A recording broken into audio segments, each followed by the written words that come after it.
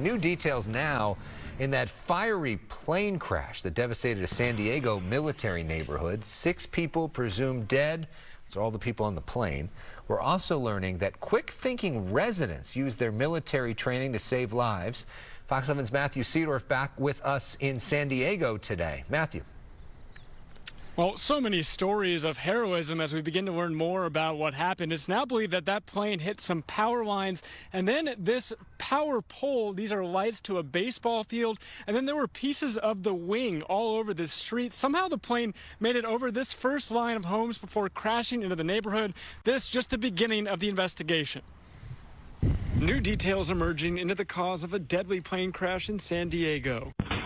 The collision igniting a massive early morning fireball in the middle of a military neighborhood. It was like waking up to a war zone. It's explosion after explosion. Wind calm, visibility 1/2. Around 3:45 Thursday morning, the pilot and air traffic control can be heard talking about the weather.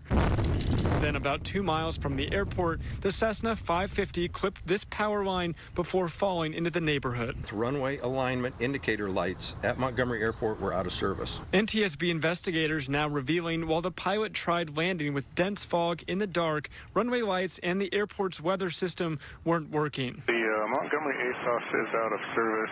Does that make it more challenging for pilots to land if that's not working? It affects the pilot's decision making, not the pilot's decision or the pilot's performance in the airplane.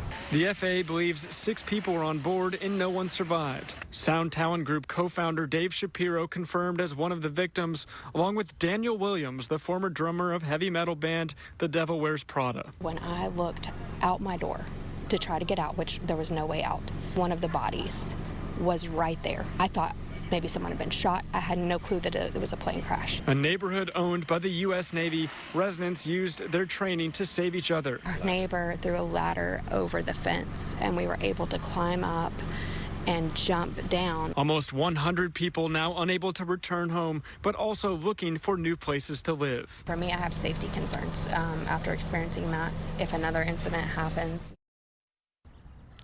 So many people still shaken by this, especially every time these planes come flying over to land. The NTSB should have their initial report here in the coming weeks. Reporting live in San Diego tonight, Matthew Seedorf, Fox 11 News. Matthew, is there any sense in terms of a timing for when any of the people might be able to get back to their homes? Yeah, that's what so many people are wondering. It could be at least till tomorrow until those first wave of people can come back, because the NTSB is going to be here through much of Saturday, still investigating. It's a scene, you know, the streets are all blocked off. There's actually fencing up right now to preserve where that crash took place. Yeah, a lot of work to be done. Matthew Seedorf, thanks for your reporting once again in San Diego this afternoon.